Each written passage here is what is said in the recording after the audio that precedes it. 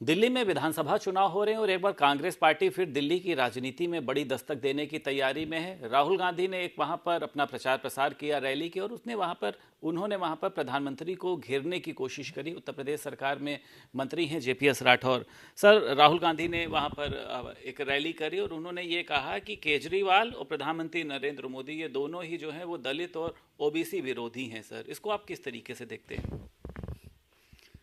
प्रधानमंत्री जी किस वर्ग से आते हैं? तो इसके बावजूद भी इस प्रकार की बातें करना, मुझे लगता है कि माननीय प्रधानमंत्री जी ने जो कहा है पहले दिन से, सबका साथ सबका विकास सबका विश्वास, उस नीति पर प्रधानमंत्री जी तो चल ही रहे, पूरी भारतीय जनता पार्टी चल रही है। और चाहे पिछड़ा वर्ग से कोई व्यक्ति हो या समाज हो या एससी समाज हो, भारतीय जनता पार्टी से ज़्यादा तो कोई चिंता सभी समाजों की कर नहीं सकती। भारतीय जनता पार्टी है जो सर्व समाज की बात करती है, सबको साथ लेकर चलने की बात करती है। ये लोग जब बात करते हैं तो दूसरी बातें करते हैं। ये लोग कहते हैं कि किसी विशेष वर्ग समुदाय का ही इनके संसाधनों पर अधिकार है। तो ऐसी सोच, ऐसी मानसिकता रखने वाले लोग आज वे बताने आए कि प्रधानमंत्री जी क्या चाहते हैं, क्या करेंगे। मुझे लगता है कि माननीय प्रधानमंत्री जी ने जिस तरीके से भारत का विकास किया है, जिस तरीके से लोगों की उन्नति हुई है, जिस तरीके से दलितों वंचितों की चिंता की है, तमाम ऐसी गरीबों की कल्याणकारी योजनाओं को लागू करके गरीबों का उत्थान करने का काम किया है। और आगे आने वाले समय में हमारी प्रदेश की सरकार और केंद्र की सरकार गरीबी को समूल नष्ट करने का संकल्प ले चुकी है। जल्दी आप देखेंगे यहाँ पर पूरी तरीके से गरीबी का खात्मा होगा और उसके साथ जो सामाजिक विद्वेष है, इसको भी धीरे धीरे हम उसको ख़त्म करके एक सर्व समाज का, एक इस समावेशी समाज का निर्माण करने की तरफ बढ़े। राहुल गांधी सर, अक्सर आपने देखा है अपने बयानों में अक्सर प्रधानमंत्री नरेंद्र मोदी को टारगेट करते हैं। अभी भी वही कह रहे हैं कि जैसे केजरीवाल दिल्ली में झूठा घूम घूम के प्रचार करते हैं, वैसे ही नरेंद्र मोदी भी झूठे वादे करते हैं जनता के साथ में। राहुल गांधी से ज़्यादा झूठा कौन है? जो खटाखट योजना चलाएंगे, उनके कार्यालयों पे दस्तक दे रही मुस्लिम महिलाएं लाइन लगा लगा के खड़ी हैं कि भाई हमसे फार्म भरवाया गया, खटाखट तो आ नहीं रहा कुछ, तो खटाखट पूरी तरीके से बंद है।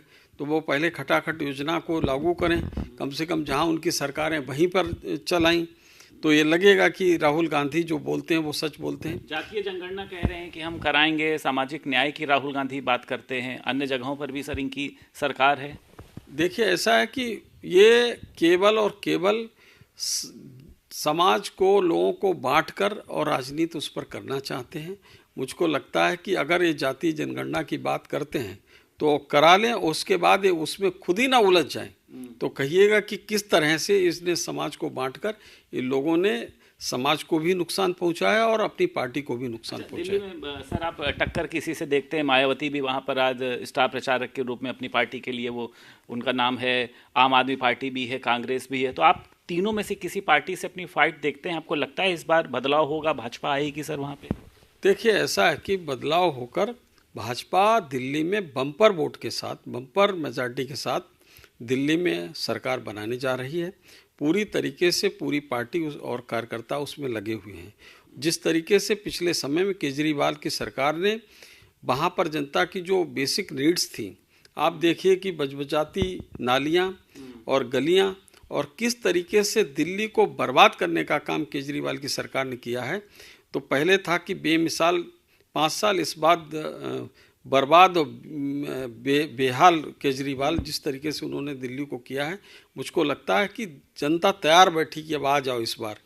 तो लेकिन इसके बावजूद भी जो वर्ग है, कांग्रेस कहीं लड़ाई में नहीं है और ना ही बसपा की वहाँ पर कोई ऐसी बात है, और भारतीय जनता पार्टी पूरी तरीके से प्रचंड बहुमत के साथ। राहुल गांधी ने सर फिर एक और अपने प्रचार प्रसार में बोला कि आरएसएस और भाजपा ये दोनों ही संविधान को खत्म करना चाहती हैं। अरे भैया, संविधान को तो बार बार कांग्रेस ने खत्म किया। कितनी बार कहा जाए कांग्रेस? भैया, मूल संविधान देख लो, आज का संविधान देख लो, किसने कितने बदलाव किए हैं। तो संविधान के साथ छेड़छाड़ करना, उसको इधर उधर करना, सब तो कांग्रेस की सरकारों में हुआ है। कितने बदलाव उन्होंने किए हैं। उनकी प्रेमबल तक को उसको बदलने का काम इंदिरा गांधी जी ने किया है। तो इस तरीके से भारतीय जनता पार्टी तो संविधान के बारे में सोच भी नहीं सकती है। जो हम लोग सब समाज के सब लोगों को लेकर चल रहे हैं और जो संविधान परम पूज्य बाबा साहब अम्बेडकर जी ने दिया है, उसी संविधान को लागू करने के लिए शपथ लिए बैठे भारतीय जनता पार्टी कार्यकर्ता। और कोई बदलाव अगर उसमें कोई छेड़छाड़ करना चाहेगा तो निश्चित रूप से हम उसको करने भी नहीं देंगे। मिल्कीपुर चुनाव में सर आपको भी जिम्मेदारी दी है, मुख्यमंत्री योगी आदित्यनाथ भी वहां पर मौजूद रहेंगे। आप वहां पर किस तरीके की तस्वीर देख रहे हैं? सपा के प्रत्याशी से कोई टक्कर है?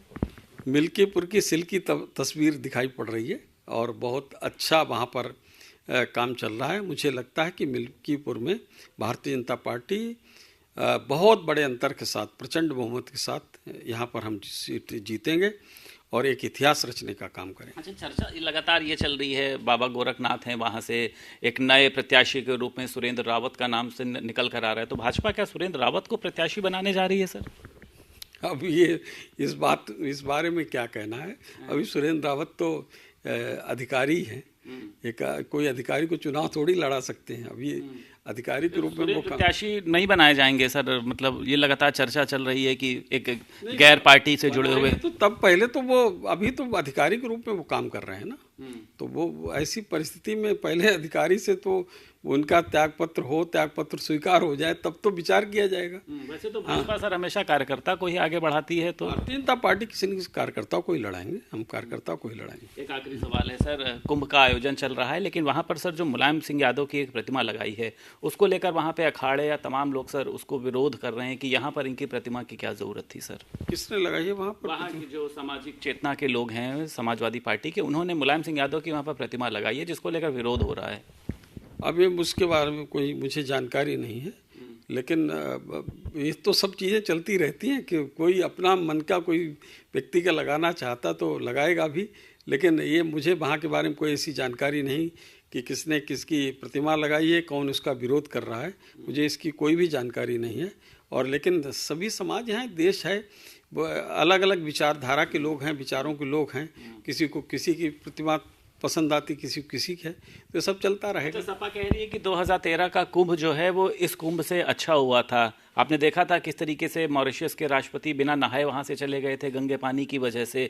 एक से एक वीडियो अखिलेश यादव समाजवादी पार्टी अपने सोशल मीडिया पर डाल रही है इस समय महाकुंभ के, और ये बताने का प्रयास कर रही है कि जो हमने कुंभ कराया वो अच्छा कराया, बीजेपी जो है इसका राजनीतिकरण कर रही है। अब ये तो आप ही उनको बता दो, ज़्यादा अच्छा है कि मैं अपने मुंह से क्या बताऊं कि कैसा कुंभ कराया था। मुझे लगता है कि ऐसी हल्की बातें क्यों कर रहे हैं। उन्होंने उस कुंभ की जिम्मेदारी किसको दी थी? क्या उनसे ऐसी अपेक्षा की जा सकती थी वो कुंभ कराएंगे अच्छी तरीके से? अगर उनको ये विचार था कि कुंभ को अच्छी तरीके से कराना, तो उस भावना को रखने वाले व्यक्ति को जिम्मेदारी दी जानी चाहिए। क्या ये आजम खां से उम्मीद रख सकते हैं कि भव्य दिव्य कुंभ कराएंगे? वो तो अगर कोई वो यात्रा वहाँ पर विदेश में जाने वाली मक्का मदीना की, वो उसको अच्छी तरीके से आयोजित करेंगे। तो इस तरह से कुंभ को अच्छी तरीके से आयोजित करने का भरोसा उन पर नहीं किया जा सकता है।